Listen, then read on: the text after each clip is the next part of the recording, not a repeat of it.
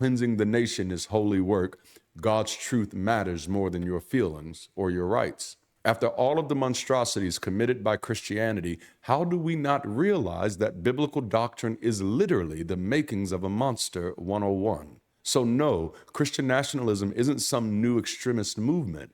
It's the logical outcome of centuries of death-obsessed theology, authoritarian teaching, and apocalyptic indoctrination. It's not a political hijacking, it's the social consequence of tolerating death doctrines. So I want to ask this question: what could be gained if we let go? If everything I've said so far feels heavy, it's because it is. We've inherited a theology that taught us to romanticize pain, worship obedience, fear our own questions, and wait for heaven while the world falls apart. But what if we let that go? What if we stopped calling death a reward, stopped calling silence obedience, stopped calling trauma God's will, and just started living? Imagine if all of the energy we've spent waiting for Jesus, glorifying suffering, and defending the Bible was rerouted into something that actually helped people heal. What could we build instead? Perhaps cooperative businesses that prioritize people over politics. Maybe community-based education that values curiosity over conformity. Or maybe even ethical frameworks rooted in compassion, not commandments. Maybe joy-centered spaces that celebrate life,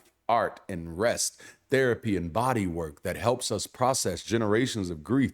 And maybe we get to the place where we elevate critical thinkers over charismatic performers. Maybe we get to a place where our children are safe to ask real questions, even ones that seem dangerous. We don't even know what our communities are capable of because so much of our collective imagination has been outsourced to the sky. But the truth is, we are here, we exist, we matter, and we don't need a death cult to tell us that. We need a new imagination, one that honors this life, one that celebrates this body, one that sees joy, justice, and curiosity as sacred. It's not enough to leave the church. We have to leave the theology that told us we weren't worthy of life by design. So let's stop pretending this is just about faith. Let's stop pretending this is just about heaven. Let's stop pretending that this is just about church. This is about a belief system that taught people to glorify death, fear freedom, and submit to power, all in the name of God.